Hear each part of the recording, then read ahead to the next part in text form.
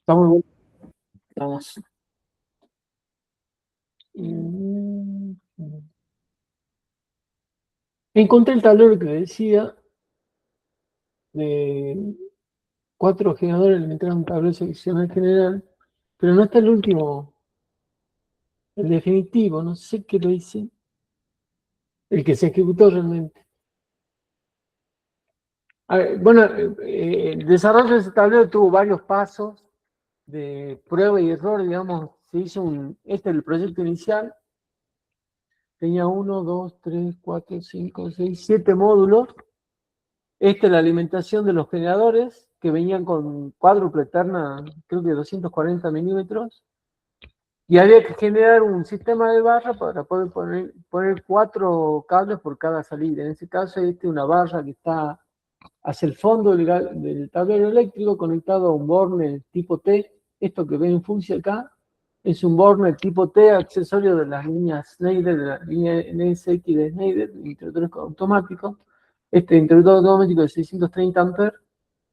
Y acá conectada a ese borne, una barra que iba hacia el fondo del tablero. Y a esa barra se conectaban los bornes de alimentación, que eran 4 cables por cada fase de 240 milímetros. Sí, por eso ven tanto volumen acá, tanto espacio, para poder colocar toda esa cantidad de cable que es impresionante. Son 4 por 4 son 4 por 4, 16, 64 cables, 240 milímetros ingresaban por acá. O sea, cada grupo tenía 4 cables. 4 cables. Creo que el neutro era menos, no recuerdo, pero eran 4 cables por fase. El neutro, no sé si eran 2 o 3 cables.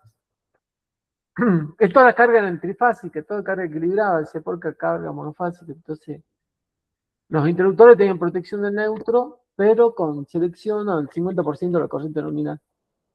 Este es el interruptor de la alimentación de cada grupo que ingresaba por acá a la barra. Esta es la barra de distribución que tenía.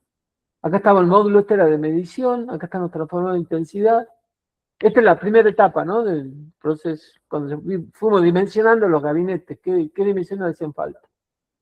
Este tipo de soportes son particulares de Schneider o de Henrod, que son un soporte tipo peine, que se soporta la misma estructura del gabinete y tienen aisladores para poder soportar las barras.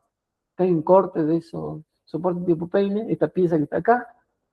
Tiene aislador en la parte central, 2 estructuras metálicas que se encastran directamente en la tapa o en el gabinete, y soporta en este caso 2 barras de 100 por 10 milímetros puestas en paralelo. Tengo 2 barras de 100 por 10, 2 de 100 por 10, 2 por 100, y el neutro también 100 por 10.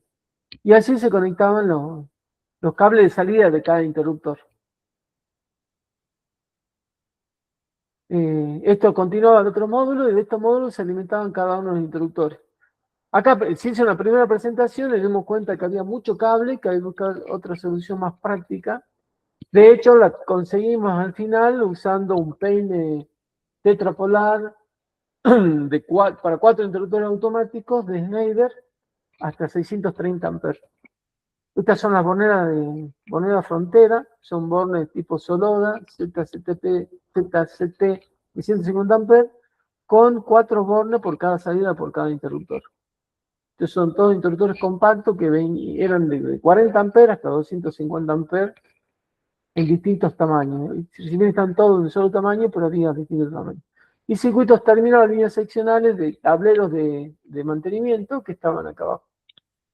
Y en la parte inferior, la barra de puesta a tierra, que era una barra también de 100 por 10, prácticamente todo el ancho del gabinete, pero terminamos, creo que, seccionándola un poquito más corta. Acá hay un corte transversal, el gabinete tiene una profundidad de 60 amperes, esta era la disposición que habíamos pensado inicialmente. Acá hay un perfil que sostiene el interruptor, y de la barra que está arriba colgaba directamente la alimentación cada uno de ellos. El problema era la salida. Había unos cables que tenían mucha longitud, de la sección mayor que la realmente necesitaba por una cuestión de caída de tensión, y los radios de curvatura eran muy jodidos como para poderlo cablear por acá. Así que sí, resolvimos con otra solución, que esa es la que estoy buscando y no la encuentro. Acá tenemos, perdón, eran 3 cables por fase, no eran 4, 3 cables por fase. Este es un borne especial que tiene Schneider en forma de T, o sea, una posición horizontal pasa una vertical, ahí coloco una barra, un aislador cónico con el mismo soporte para poder sostener la barra y de ahí colgar las 3 fases por 3 cables por cada conductor. Yo no me acuerdo si tenía con 3 o con 4. No fui yo a la instalación, hemos provisto la ingeniería y los materiales, pero lo construyó la empresa que estaba contratada y nosotros hacemos solamente supervisión de la obra en el taller de ellos. Y la provisión de todos los materiales, por supuesto. Acá, como tenían para poder entrar 3 cables por cada fase, bueno, que tuvo que hacer esta configuración que era la más práctica para resolver la situación. Acá está, este sería el primero y atrás estarían los 16 barritas de cobre con las distintas alimentaciones. Y por supuesto hay que agregarle elementos de fijación para presentar los cables y no traccionen sobre el borne o sobre el terminal. Es otra cuestión fundamental que tienen que pensar, que cuando coloquen cables y tenga mucho peso, ese peso no sea soportado por el terminal, sino que le agreguemos elementos de sujeción para presentarlo, o cepos, para poder garantizar que ese cepo contenga el peso del conductor. Y no esa carga del cable trabaje directamente sobre el borde. ¿Tiene otra vista, profe, donde se ve o está agarrado al borne ahí? ¿Cómo? La barrita esa está agarrada al borne, claro, y del otro extremo sí está anclada. Ahí hay un tornillo pasante. Este tornillo es del terminal y adelante está el que conecta este borne con la barra. Esta es la barra y este es el borne. Y en el otro extremo, ahí sí está anclado el aislador. El mismo soporte, en otra posición, ¿sí? Para poder soportarlo y que apoye sobre el aislador. Esto está aislado. ¿Me entendés que es el mismo, no? Esta pieza es la misma que está acá. Nada más que acá está sobre un aislador, no hay contacto con el metal, y acá estaba conectado sobre el borne del interruptor automático. Bueno, y arriba tienen todas las salidas para cada uno, había que dimensionar y ver si hay que ver en AutoCAD si todos los tornillos que uno quiere poner realmente entran en la barra, ¿no? Y ver cómo se conectan a la barra. Igual hay que dimensionar, hacer con la medida correcta de poner la frontera, porque dice, este interruptor necesita toda esta cantidad de bornes. Justo me alcanzó la longitud para poder cubrir con todos los requerimientos de salida que querían en este tablero eléctrico. Acá también después surgieron problemas porque el radio de curvatura del cable que llega a esta bornera no era el adecuado. Esta bornera se la puso de costado, como en un gabinete de 60 centímetros. En realidad quedó en el medio cerca del contrafrente para que los cables vengan de atrás y lleguen a esa barra con radio de curvatura adecuado. Tenían contrafrente, todo con contrafrente a bisagrado, esta la bisagrita de contrafrente, para que solo quede al alcance la maneta del interruptor y el frente con la característica del interruptor. Y por supuesto todo tiene marcaciones ya provistos por ellos y diseñados por ellos, ¿no? Acá están los 3 de entrada. Esto creo que es el piloto luminoso para indicar presencia de tensión, tenía una térmica ahí, no están dibujados los pilotos, pero creo que van acá está, en la puerta. Estos pilotos estaban protegidos por estas térmicas a la salida del interruptor para marcar la presencia de tensión de los distintos generadores, 1, 2, 3, 4, 5. Esto está todo hecho a escala, así como está acá, si se tienen que imprimir, porque es el tamaño que se hicieron ellos para la rotulación. La presencia de tensión en barras, un multimedidor, para el multimedidor, bueno, se requería tener transforma de intensidad bastante polenta. Y esta sería así terminó el gabinete con esa dimensión aproximadamente. Se lo construyó acá en Salta y se lo llevó a la mina ya a 4.000 metros de altura. Esta es una vista, que tengo otra, un poco más avanzada que la anterior. Acá se cambió la alimentación.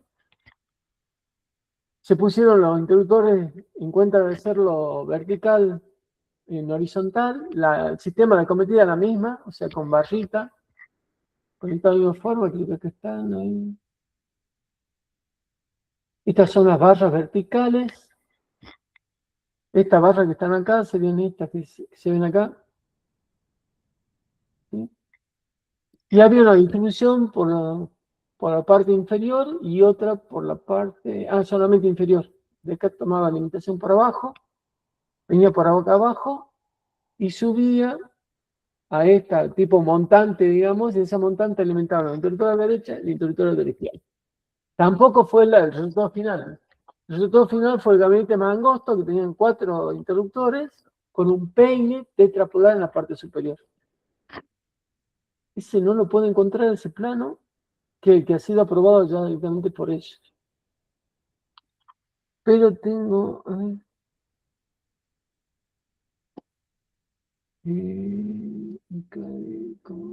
no, no está. Estos son otros tablitos de distribución que incluían algunos arranques. Este tablero sencillo de distribución. Interruptor de cabecera, la barra de distribución, las técnicas fusibles para los pilotos luminosos y las técnicas para los circuitos. Escucha, recién abrí otro, no lo encuentro, estaba por acá. Este es un tablero de distribución. Esta era la sala eléctrica donde estaban la sala de tablero y la sala de generadores y alimentaban todos los circuitos secundarios dentro de la planta de generación. También un interruptor de cabecera, un distribuidor, las técnicas fusibles, los circuitos de salida, con sus respectivos diferenciales, y creo que acá había un comando de iluminación con reloj horario y un contactor. Acá hay una vista de corte. El esquema de conexión en este caso es TNS, o sea, la protección por contacto indirecto está protegida por el interruptor que alimenta este tablero. Recordando que en el esquema TNS la corriente de falla es la corriente de cortocircuito, por lo tanto hay que verificar que el interruptor automático que se encuentra arriba tenga un rango de disparo que satisfaga esa corriente de cortocircuito mínima y máxima que corresponde a cada tablero. Acá está armado el corte. Estos son planos que después fueron aprobados por el cliente, ¿no es cierto? Así que tiene toda la información que ellos requerían que tenga el topográfico. La parte interior, la parte con contrafrentes, el frente del gabinete y un corte para indicar que tiene un contrafrente, que los términos están sobre con cable canal para el cableado interno, así lo querían. Y el contactor por debajo de la línea de contrafrente para evitar un contacto directo de los contactos principales de ese. Un listadito de materiales, y todos los materiales que se iba a colocar en el tablero, detallado uno por uno, inclusive todos los componentes del tablero eléctrico, los componentes de conexionado y los dispositivos de protección que tenían. La identificación de los bornes, identificando cuál es la salida de cada uno de ellos. El esquema de potencia, este es el esquema que proveen ellos. Este es provisto por el cliente, tanto el circuito de potencia como el de comando, que es bastante sencillo. Esto es lo que ellos solicitan, digamos, sobre ese trabajo. Este es otro tablero. Hay una tablita con la bornera frontera, identificando cada carga, a qué bornera corresponde, cuál es la identificación de la bornera, cuál es la identificación del tag, del cable, esta es la identificación que tiene el cable, la identificación de la bornera y el tipo de borne y la marca del borne. Acá tenemos la detalle de comando y esta era de potencia. Y de comando también la salida de cada... Ay, perdón. En este caso creo que ya arranca.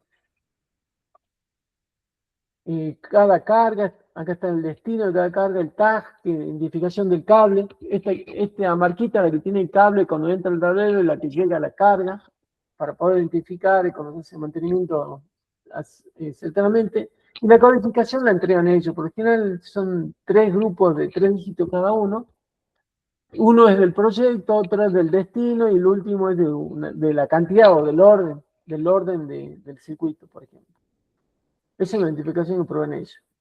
Identificación de la bornera, el tipo de bornera, marca, y me falta... y acá dice el destino. Dentro de ese agitador, ¿qué destino tiene? Esto es el comando a distancia de arranque, así que cada cada bornerita tenía un destino particular. Este es el esquema unifilar de ese tablero, también provisto por ellos. O sea, este había que volcarlo al proyecto ejecutivo. En el proyecto ejecutivo al tablero eléctrico. Este es el esquema de comandos, la bornera de los distintos elementos. Estos son arrancadores suaves, porque me falta una vista interior, me falta. ¿Qué pasa acá? No me coincide. Voy a cerrar un poquito de archivo, porque me falta un archivo, no lo veo.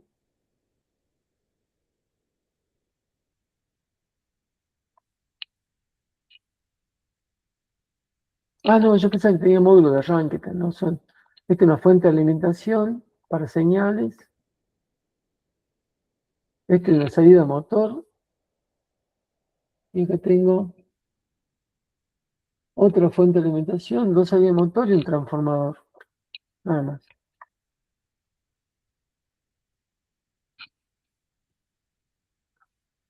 Se recién abrí, me falta un tablero, ¿dónde lo puse? Este no es. Pero un cachito que había abierto dos tableros. Ah, acá está. No. Ah, este ya lo vi.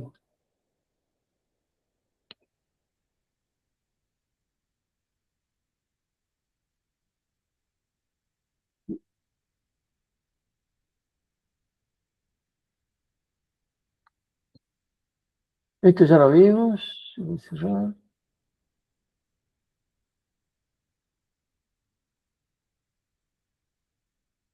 Algo que quería comentarle era con respecto a la ubicación del descargador sobre tensión.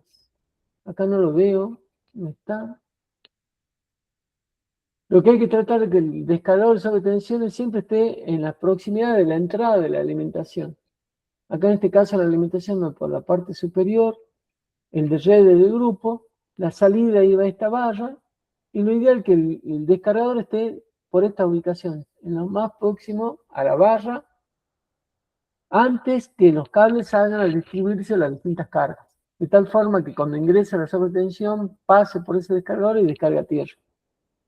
En este caso el descargador estaba agua arriba, así que no sé por qué no está dibujado acá. No sé si lo borré o no lo puse. No está puesto. Me lo comí cuando hice, este era el proyecto ejecutivo, creo. ¿Dónde está la parte interior? Estos son gabinetes modulares de Schneider, que tienen todo protocolizado, como hablamos hace un rato. Son todos elementos que vienen inclusive con la provisión del CAD para poderlo incorporar en el proyecto eléctrico. En este caso está roto el archivo porque está muy complejo, el original. Tenía muchos trazos, así que los rompimos para acá. Abrimos, digamos, para dejar solamente los trazos relevantes. Acá tenemos las boneras fronteras para entrada y salida de los circuitos de aire acondicionado, los circuitos de iluminación, la llave de transferencia y circuitos de señalización o de pilotos luminosos. Los pilotos luminosos que están acá están protegidos por esta terminal que están acá. Pero me falta el descargador. Este es un tablerito de bombas, es metálico, carcasa metálica, tiene adaptadores de riel DIN de la línea Cambre, con tapones con orificio de 22 milímetros para poner pilotos luminosos, como tenemos acá, piloto luminoso que indicaba presencia de tensión o disparo del guardamotor, y acá llaves selectoras para hacer el comando manual automático o seleccionar bomba 1 y 2. Me falta el corte, no hice el corte, pero este en realidad el transformador queda por debajo del... Ah, bueno, está acá el contrafrente, tanto de los contactores como... El contactor se borró porque iban acá los contactores, y el transformador queda detrás del contrafrente. Solamente tiene accesible las manetas, que son manetas aisladas, de selección manual automático, bomba 1, bomba 2 y los pilotos luminosos. Y por supuesto las manetas de los guardamotores, la del instructor de cabecera y la de protección de antes y después del transformador. Y este era un conmutador automático, un reloj horario o un cuenta horas para hacer la conmutación de dos bombas. Este tablero de UPS que vimos hace un rato, el interruptor seccionador de cabecera, en este caso 2 distribuidores para poder distribuir todas las cargas, una térmica que iba para el piloto luminoso, los circuitos sin protección de UPS, tenemos una diferencial 2 térmicas, diferencial 2 térmicas, un diferencial y 3 térmicas. Luego está el interruptor que va a la UPS, el que retorna a la UPS y el que se alimenta directamente a la red y la llave conmutadora de rodeo colocada allí. Y acá están los circuitos de salida, los diferenciales del circuito de salida de esta UPS y los circuitos de protección termomagnética de ese circuito. Acá está la segunda UPS con todos las líneas de alimentación y salida, los diferenciales, perdón, y las térmicas de salida. Y la última UPS, que sería esta, que tenemos la llave de rodeo, la entrada, la salida y la alimentación de los circuitos terminales. Y por supuesto, como en la frontera, porque estos tableros por general se contrata a una tercera empresa para proveerlo y que tengan certificación o protocolizado como en este caso. Estos son gabinetes Schneider protocolizado y todos los elementos que están en su interior, salvo las borneras, que dejó de comercializar Schneider, es todo Schneider. Térmica. Perdón, la llave conmutadora esta no tiene Schneider, tiene otro formato, y que no llega al país, por lo tanto esta creo que era marca Livet o Solodan. No, Solodan creo que es Livet. La única dispositivo que no tiene Schneider para poder conmutar. No tiene, pero en otros países son tipo termomagnética con una maneta en 3 posiciones. Profe, Pero no la comercializan acá, no sé por qué, pero bueno. ¿el transformador dónde está en el tablero? Está todo afuera. ¿Sí? Ahí va. Acá tenés las borneras de salida de alimentación a UPS, las de retorno, y estas son de retorno, la de salida de retorno, y estos son los circuitos. De acá sale a... te mostré una fotito de cómo está instalado esto en otro proyecto. Tengo chito.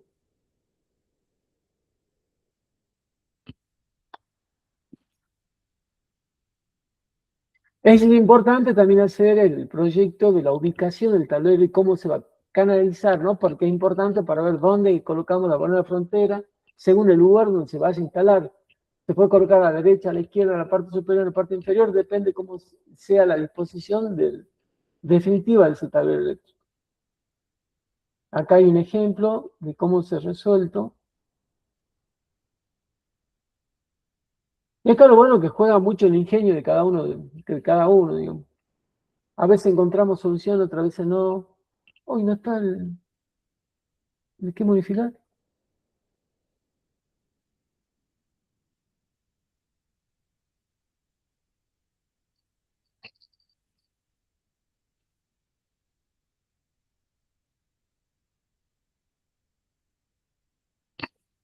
Ay, se vuelve loca porque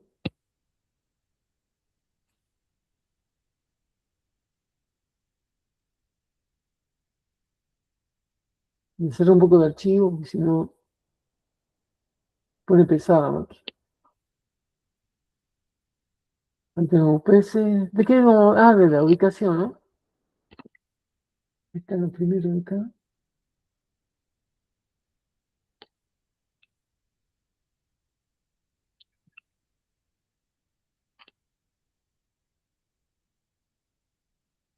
Oh, qué macana. Ahí está.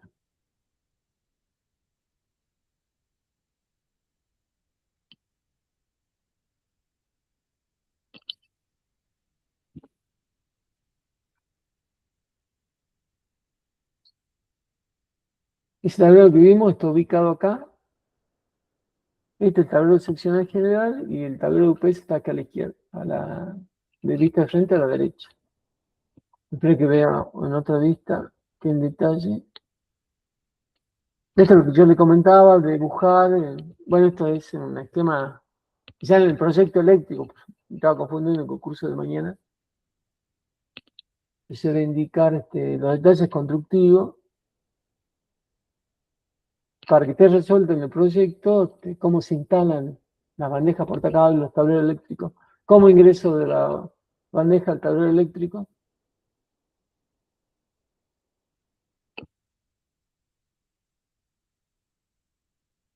Uy. Pero que no se ve claro.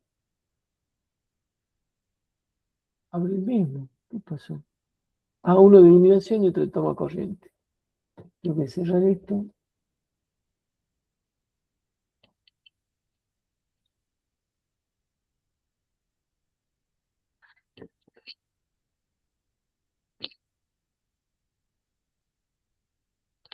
Acá está. Este no tenía transformador. Sí están los transformadores.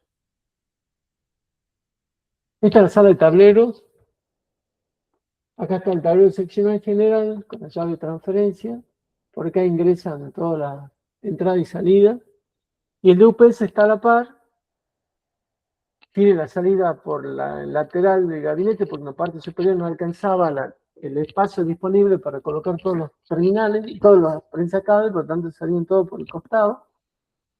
De este tablero saldría la alimentación. Primero a la UPS, que es este que está acá, este dispositivo que está acá. El del lado del transformador de aislamiento. Schneider tiene este formato que es similar a la torre de UPS, el transformador de aislamiento. Y el tablerito de salida, de retorno de la salida de la UPS al tablero eléctrico. Ahora tenemos 3 conjuntos. Ahí está todo a escala, o sea, para ver la ubicación certera, si alcanzaba el espacio para ubicar todos estos elementos. Tengo las 3 UPS, los 3 transformadores y los 3 tableros seccionales. Hay todo cableado con bandejas portacables al tablero de UPS. Y por supuesto, este tablero de UPS saldrían todos los cables a los distintos circuitos de la instalación. Estos son detalles que uno tiene que tener idea de cómo se va a instalar para ubicar correctamente la bornera frontera. Quizás si esta bornera lo hubiera puesto a la izquierda, se complicaría la instalación. Entonces, lo más conveniente era ponerla a la derecha. Decidir dónde colocar la bornera es fundamental para el diseño del tablero eléctrico. En este caso, todas las borneras están en estos habitáculos superiores para entrar y salir con todos los cables de entrada y salida en forma más eficiente. Si lo hacía en forma lateral, se complicaba, entonces lo más conveniente en la parte superior. No recuerdo, yo creo que el único tablero que lo terminaron haciéndose con este formato. No sé si se alcanza a leer lo que dice este cartel.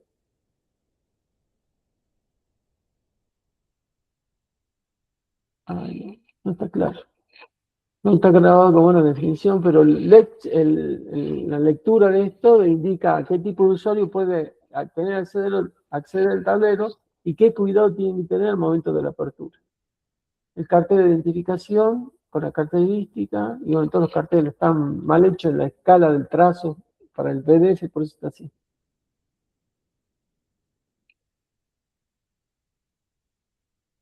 Y esto es un reflejo de la vista de planta, ¿no? Un detalle constructivo de la conexión de las bombas de agua. Está mal la escala de los trazos de dibujo. Detalles constructivos de estos que son de las canalizaciones. Había uno del ingreso. No está acá en este trabajo, pero hay uno de cómo ingresar a los tableros eléctricos. Recuerden que nunca se cala.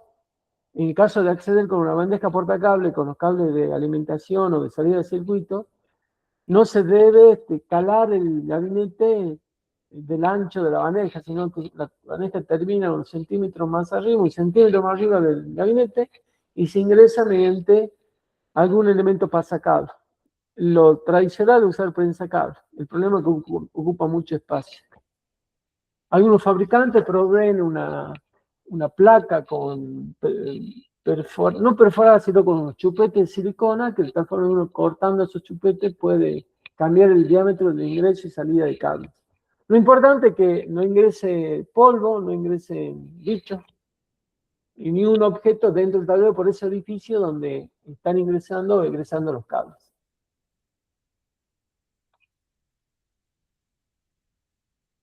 Bueno, esto es importante, tener idea de esto, de esta ubicación del tablero, como le dije, para definir correctamente qué necesidades va a tener la envolvente que vamos a elegir y en qué disposición la vamos a ubicar. En este caso coincidía porque estaba debajo de la escalera, entonces con esa configuración era mejor que otra. Y se acordó con el cliente hacerla de esa forma. Siempre el cliente tiene la última palabra, ¿no? Eso sí, hay que tratar de darle la mejor solución técnica y ante algún cambio que él solicite, que ese cambio obedezca a un cumplimiento de la norma, que no sea algo arbitrario del cliente, que se le ocurra algo que no se pueda ejecutar.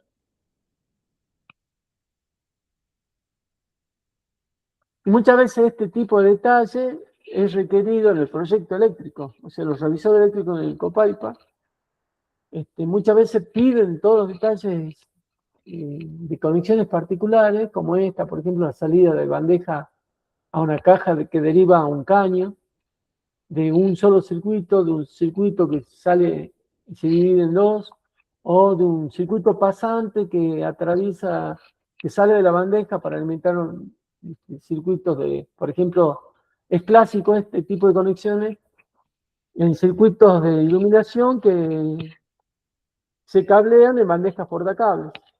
Y como esa bandeja portacable recorre todo un salón, puede ser que cada tanto yo necesite hacer una salida para alimentar las luminarias que están alejadas una de otra. Entonces necesito utilizar este tipo de cajas con borneras para hacer las conexiones. Lo que sí les recomiendo, bueno, no hace caso al tema de tablero eléctrico, pero el tema de salida de bandejas portacables, cuando menos conexiones con bornera hagamos, es mucho mejor. O sea, mientras podamos hacer derivaciones con cables atados perdón, trenzados, unidos entre sí, es mejor que utilizar la bornera, porque el problema de las borneras es que se olvidan de realizarle mantenimiento y son algunos foquitos peligrosos de principio de incendio y como están ocultos en el cielo raso, muchas veces, son poco a veces percibidos ante una situación de calentamiento o de principio de incendio. Entonces, es conveniente que esos empanes se realicen manualmente por torsionado, o si se hace con bornera, dejar claramente información al cliente de que se debe realizar mantenimiento de esos puntos de conexión periódicamente.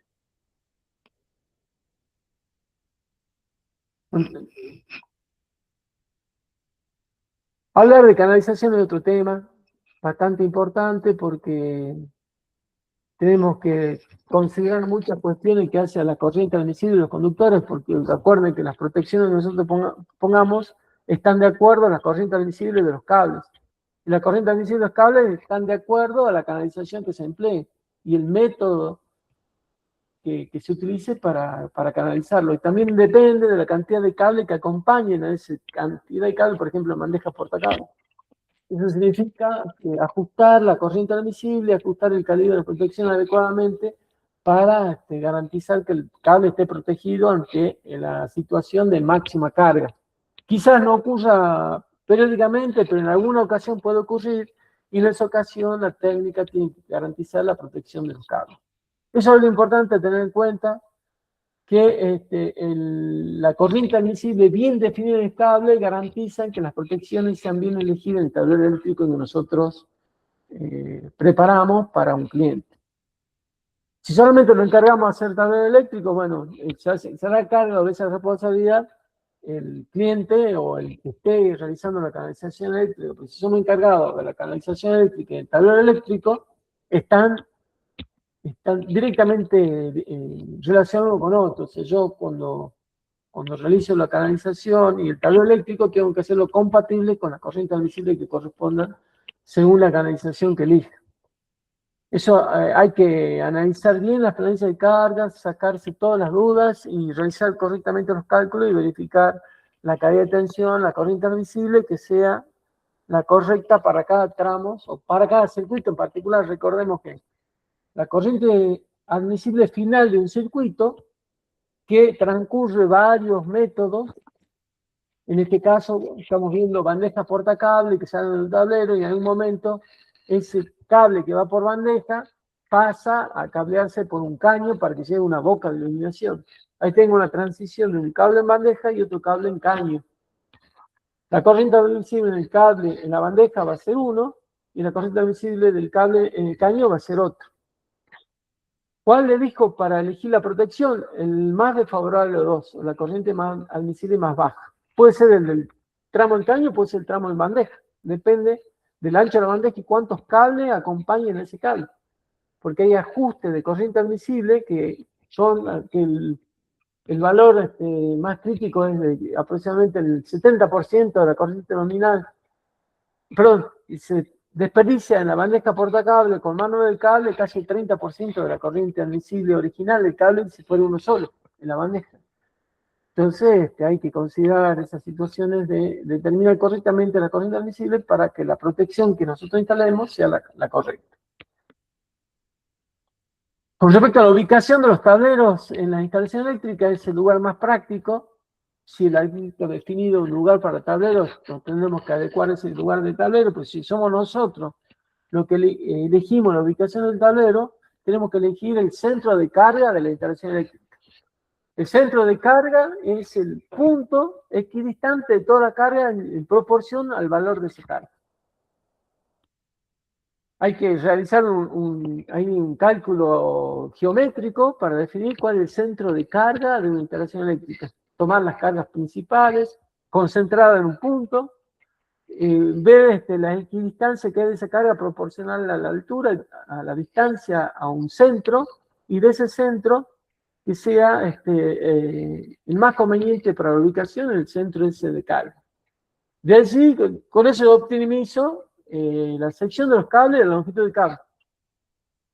Si hago, como en este caso, porque el arquitecto definió colocar el cable en esta posición y tengo mucha carga de mucha potencia en el otro extremo, puede tener cables de mucha sección. Y como en este caso, por ejemplo, tengo la alimentación en este extremo y el tablero está en el extremo opuesto. Fíjese, hubiera sido mejor que este tablero seccional general se ubicara por acá, por este centro, pero en este centro el arquitecto definió, o el cliente definió colocar puntos de utilización que no ameritan un tablero en las proximidades. Por tanto, nos alejamos del punto de energía de ingreso muy, muy lejos. Eso significa sección de cable muy elevada. Encarecer la instalación eléctrica. Sí, por eso tengan en cuenta que si nosotros tenemos que elegir la ubicación de los tableros, tenemos que ponerlo en un centro de carga del edificio.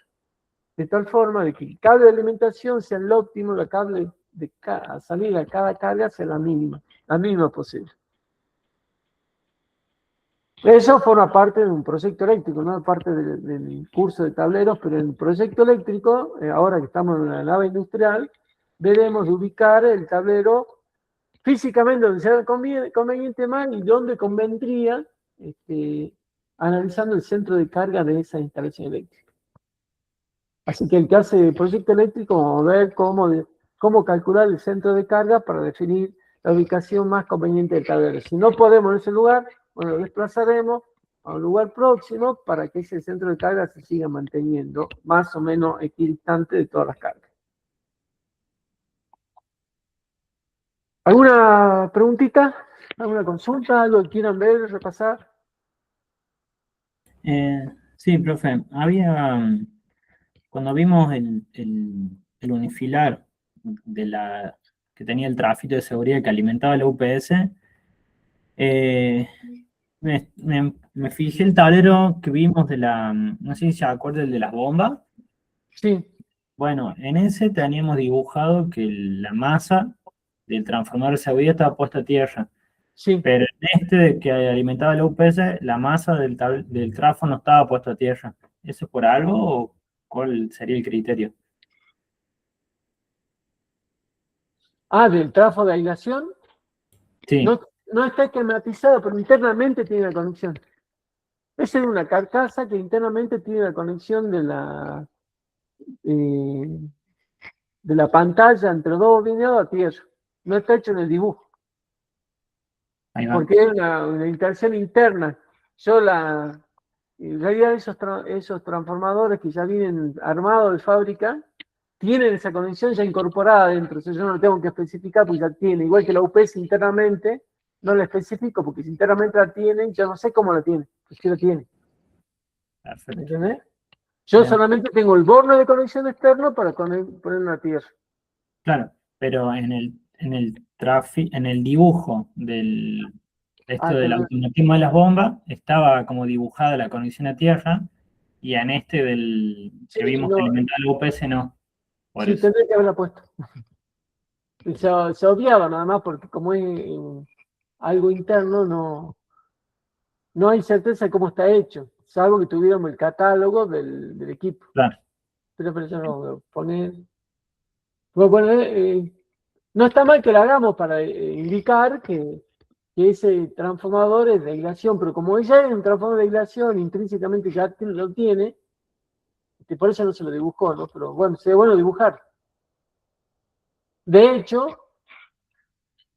en el caso, recién vimos el dibujito de un transformador de APC que tenía el mismo gabinete que una UPS. Pero en realidad el que instalaron era algo rústico que no tenía la pantalla de doble aislación. Yo lo critiqué, no lo acepté inicialmente y le dije, va, que iba a quedar instalado, pero en desacuerdo con la inspección que yo había hecho. Y bueno, quedó. Y no tengo la certeza de que el bobinado tenga esta pantalla de aislación. De hecho, no tiene certificación por ninguna norma, ningún instituto de la República Argentina. Por lo tanto, corría bajo responsabilidad del dueño de que ese artefacto cumpliera con la norma de seguridad o no. Uy, puedo abrirlo ahora. Espera un cachito. Demorando.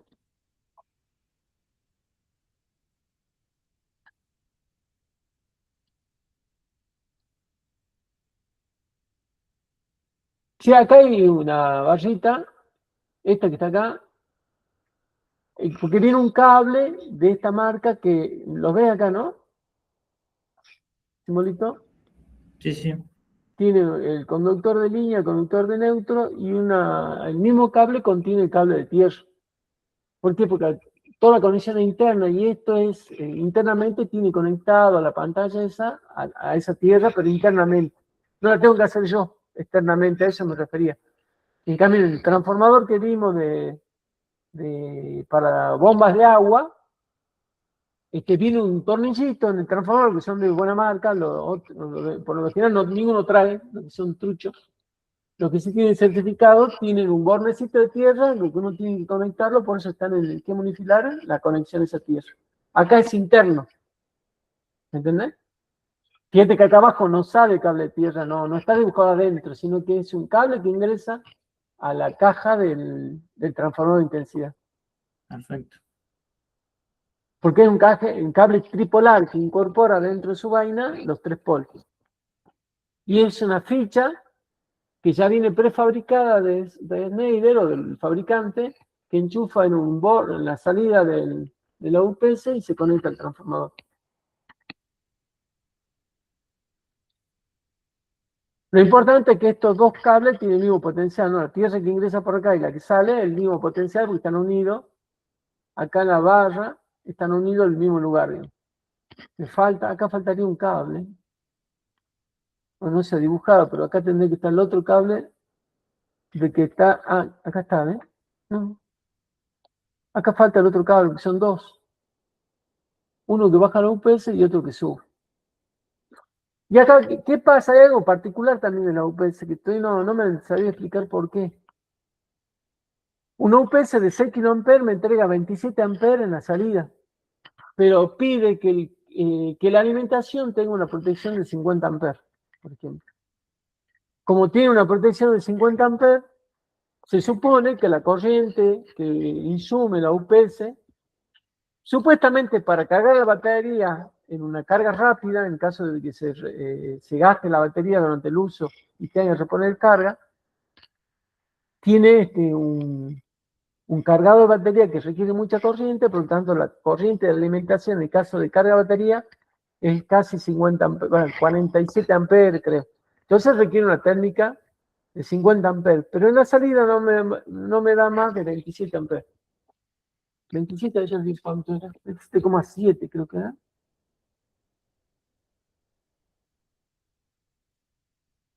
Espera un cachito que estoy calculando.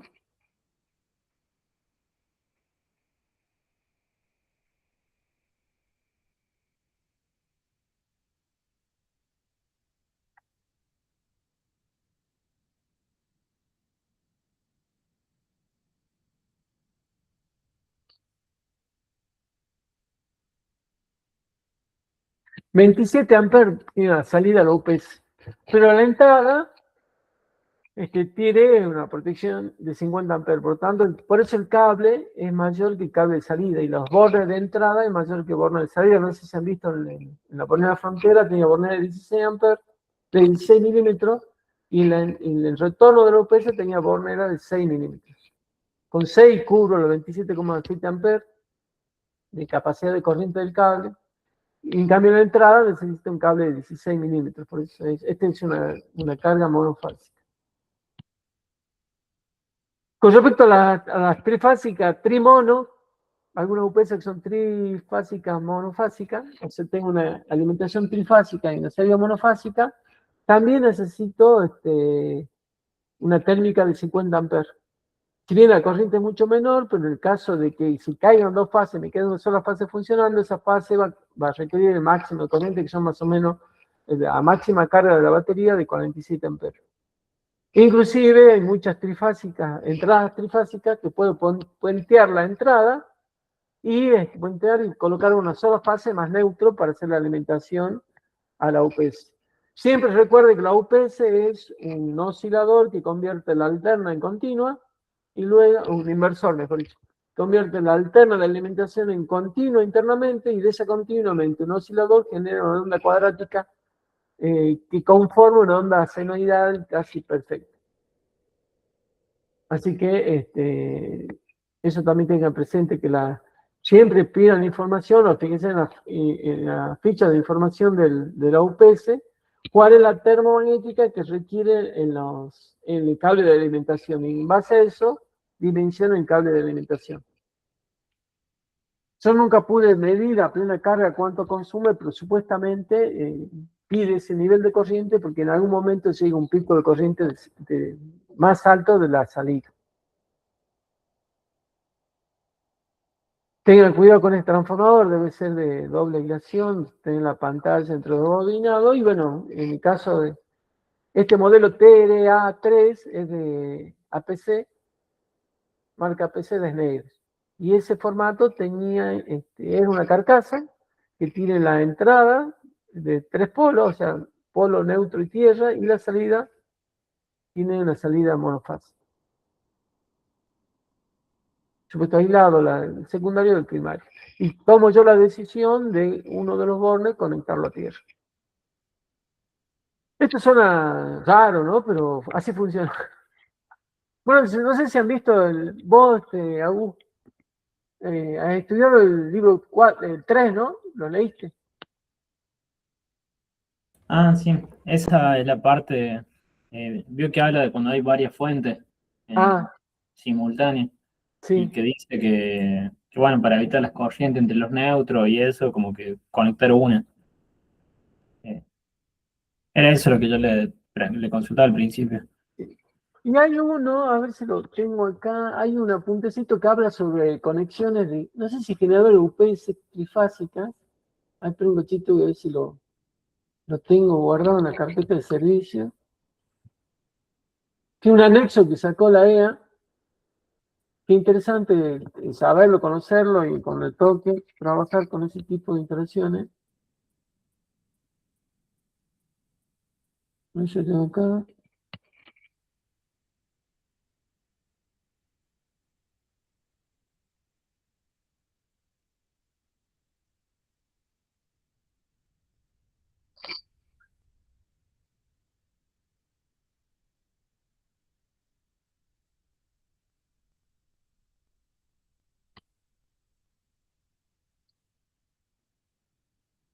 No me acuerdo si es esto. Ah, este es un apunte de Galicia.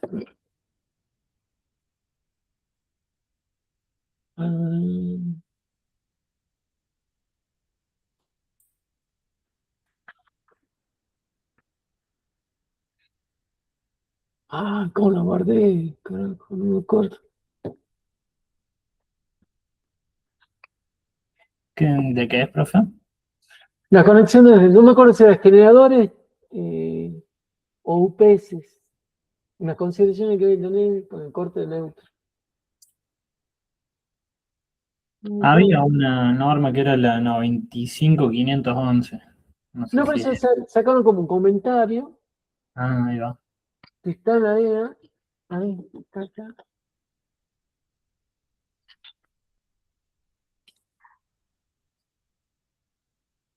Funcionamiento, no me acuerdo en qué parte estaba. Acá saben que se puede certificar como día 4 y día 5 con la IA. Sí, lo vemos, pero está caro para hacerlo. Sí. Sí, a mí me han recomendado que busque muchas personas y realicen contratos por grupo, ¿no? No individual. Ay, ¿dónde estaba? Documento digital con...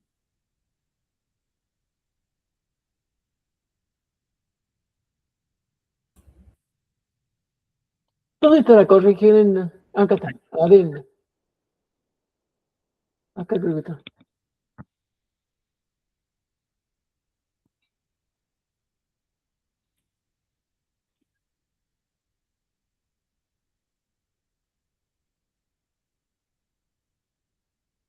No, mira acá hay una sobre corrección en el 92.606.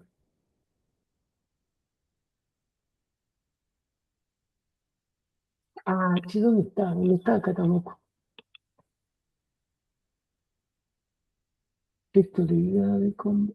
Capaz que está acá.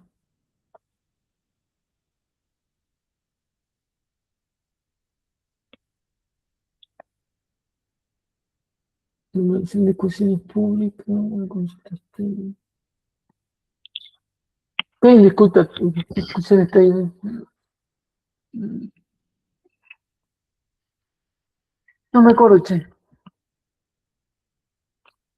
No sé dónde lo tengo yo. Versión digital, versión impresa, listado de documentos. Este es el catálogo.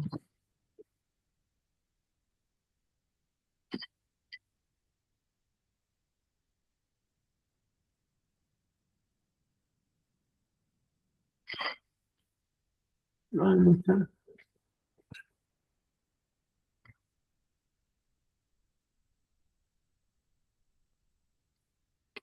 No, acá, che, no entiendo.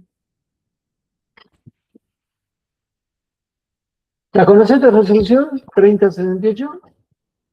¿Te gustó? Eh, es la de baja TCT en baja tensión, ¿no? Trabajo convención. Sí. ¿Esto qué es?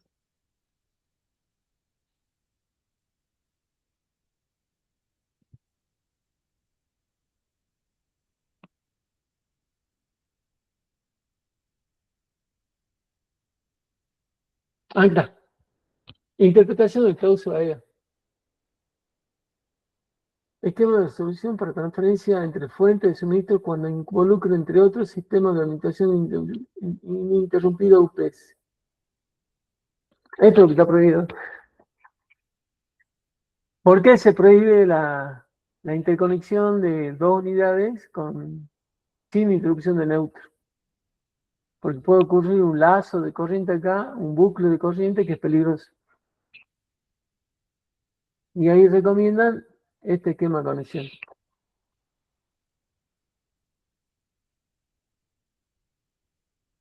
Bueno, ahí está el esquema tierra, de lo que vos hablabas, que tiene una alimentación normal, centro estrella a tierra. Centro estrella a tierra. Están unidos todos juntos acá, ¿ves? Sí, sí, sí. No están separados. Todo equipotencializado, al mismo potencial. Ah, pero Una barra LED, tiene el corte de neutro en ambos, es lo que decía usted. acá tiene corte de neutro, y esta no, porque no alimenta neutro acá. Alimenta neutro por acá. Ah, fíjate, esta es la referencia de neutro. ¿Ves qué pasa? Dentro de la UPS pasa derecho, no hay, no trabaja con neutro intermedio. Con el monofásica lo mismo. El neutro pasa derecho. Internamente, ¿no? No hay ninguna interrupción, digamos. Se galvánicamente está unido el borne de entrada de neutro con el borne de salida. Este es un bypass para bypassear la UPS, que algunos traen, otros no traen. Habitualmente hacemos esta conexión trifásica nosotros. Y esto es lo que les decía. Tenemos la alterna convierte continua. Ahí se conecta la batería continua. Luego este es el filtro de armónicos interno, para filtrar armónicos. Y esa continua luego se convierte ya sea de la fuente de batería o de la red, que pasó por el oscilador, bueno, el conversor, pasa nuevamente a alterna a una señal generada por la UPS. O sea, este no es reflejo de la entrada, sino que es una onda senoidal teóricamente perfecta, con la mínima contenido armónico. Este es el filtro armónico que me permite a mí que la carga a la fuente sea casi igual a 1. Tengo que preocupar que la carga de salida sean el cociente fin más bajo posible o el más alto, perdón, para garantizar el máximo uso de la energía. Y la llave del puenteo de rodeo sería esta, la que nosotros hemos visto en esa conmutadora que estaba allá, también secciona neutro. Ahí está.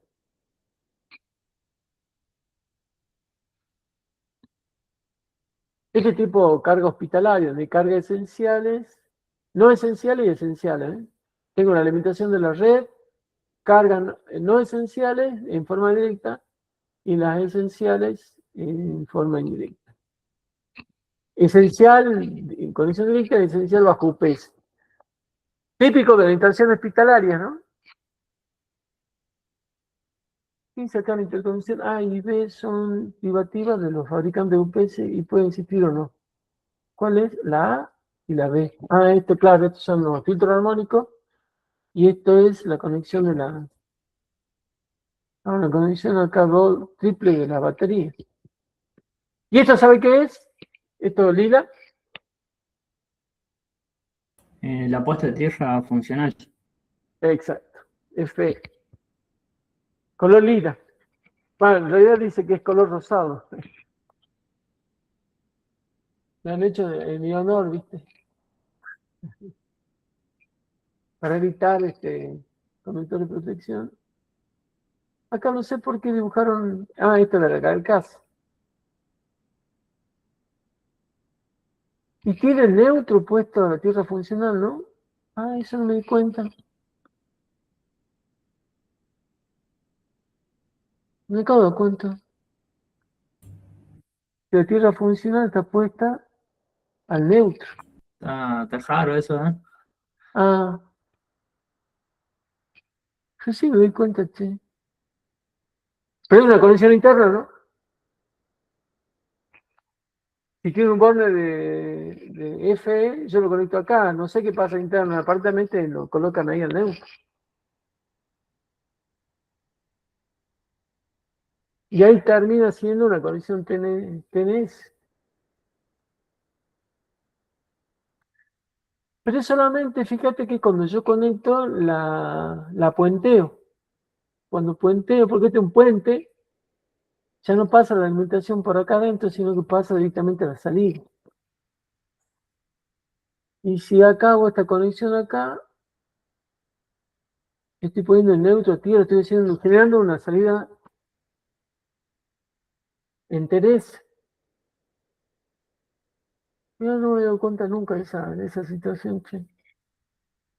Sí la veo. Como estaba en color lila, porque teóricamente rosado, no le había prestado atención. Que está haciendo una conexión de neutro a tierra. A ver qué dice acá. Por razón de seguridad, el reglamento ENO ha establecido que los elementos de maniobra y protección de los TGBT deben garantizar el corte tetrapolar con protección en todos los polos. En los tableros seccionales, los elementos de maniobra de cabecera pueden ser interruptores automáticos o interruptores seccionadores, deben garantizar también el corte tetrapolar. En consecuencia, para los esquemas de conexión a tierra TNS, donde existe una fuente normal y otra alternativa, con acoplamiento entre barras, el corte debe ser tetrapolar. Esta prescripción se detalla en la EA, en la parte 4, 444, 49, conforme de síntesis que sigue. Esto está en ese reglamento. El sistema de alimentación que emplea el esquema de conexión tierra TN, la transferencia de una fuente de alimentación a una fuente de alimentación alternativa debe ser realizada por medio de dispositivos de conmutación que operen sobre los conductores de línea y sobre el neutro, si existiera.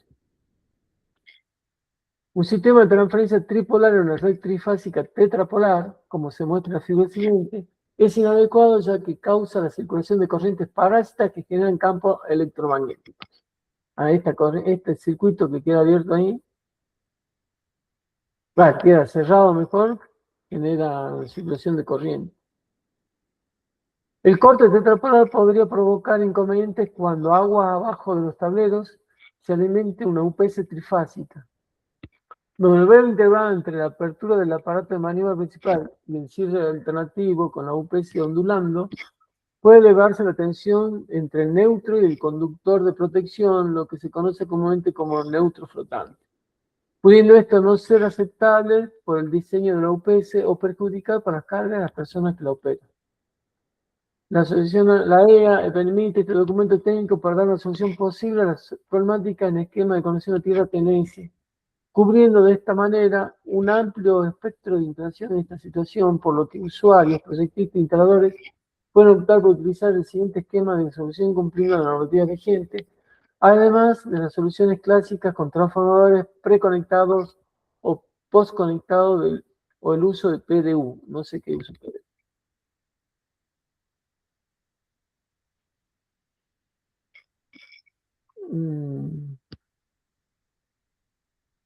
Qué linda pregunta esta para hacérsela.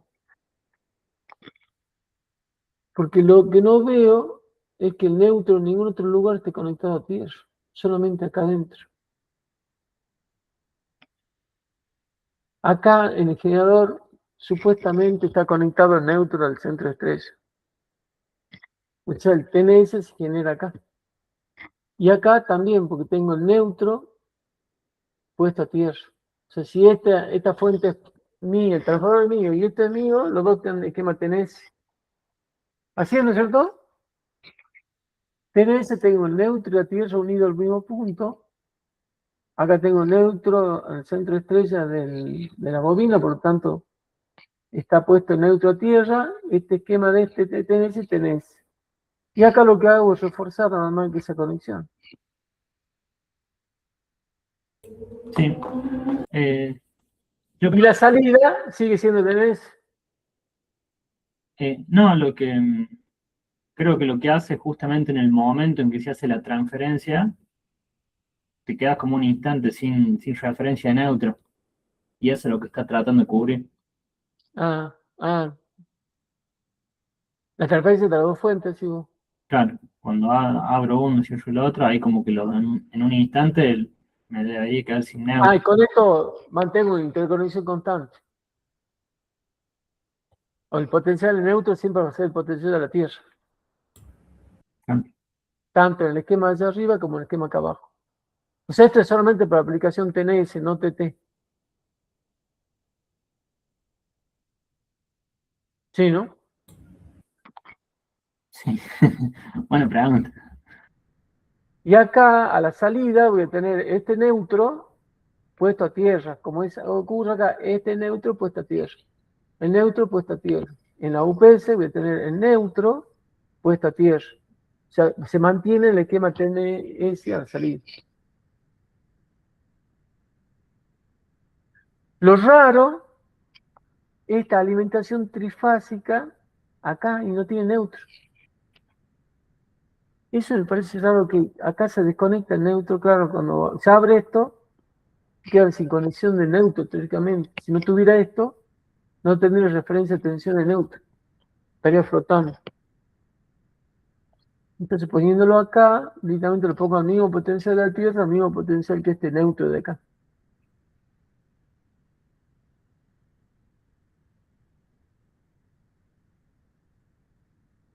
Y lo raro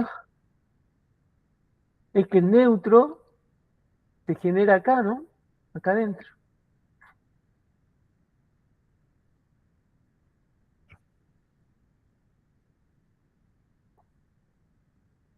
Y tengo una distribución trifásica a la salida. Lo que no sé qué pasaría con carga desequilibrada acá, ¿no?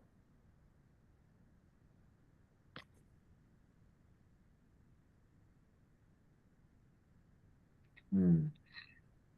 Esto no sé si existe o no existe, porque dice acá que son privativas de los fabricantes de UPS, la conexión esta.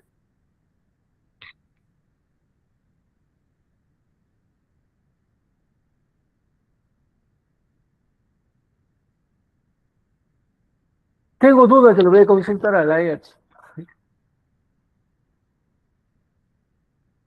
Y después le comento si quiere.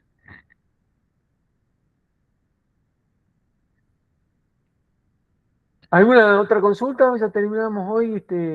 Yo les mando el link para el próximo martes para la capacitación esta de acometida de medidores.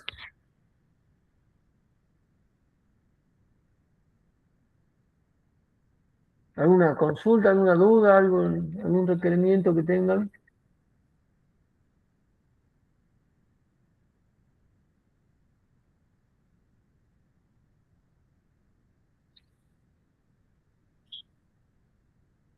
Y luego les mando este archivo si lo quieren, se lo paso por correo. Sí, sí, sí, profe. Se lo comparto. ¿Sí? No, Se lo paso, no lo vamos a conseguir en la página. se lo paso junto con el video mañana. Bueno, entonces nos vemos el próximo martes. Ah, profe, me quedó en el tintero también. El ejemplo de los 4 grupos, ¿terminaban trabajando en paralelo? Sí, en paralelo. Ah, bien. Hay uno de los generadores, el que me comanda a los otros 3. Y también conmutan, o sea, están programados para que el primero que arranque sea que sirva de comando de los otros 3. Ellos son características de las COMAP que tienen incluidas los equipos. Lindo laburito. Sí, sí, lindo laburito. Y para mantenerlo funcionando correctamente. Sí, lo bueno es que los generadores cuando se acoplan en secuencia ya no se desacoplan así fácilmente. El tema es que ingresen correctamente, en fase, ¿no? Cada uno de ellos cuando se van incorporando a la línea. Y Porque ahí en la minería tienen control de potencia, o sea, no hacen andar al pedo los generadores. Anda uno y cuando necesita más potencia recién arrancan al otro, y cuando necesita más potencia recién arrancan al otro, cuando baja la potencia apagan uno, apagan el otro y así van haciendo funcionar alternativamente para sacar el máximo rendimiento al combustible que tienen disponible, que es bastante, no digo que es escaso, pues se imaginan que todos los días suben camiones con combustible para alimentar los generadores que tienen las distintas mineras allá arriba, así que es bastante jodido mantener el surtido de alimento, digamos, de combustible. ¿le ha tocado hacer transferencias usando PLC, profe, o no las recomienda? No, pues ya vienen equipos especiales para paralelismo. Ah, Trabajar con PLC no hace falta, ya, digamos. Se puede hacer, digamos, pero ya vienen preparados los equipos para generar ese paralelismo. claro, Con programación ya dedicada a ese funcionamiento en particular. bien. ¿Sí? Bueno, nos estamos viendo entonces el próximo martes, si Dios quiere. Chao, profe.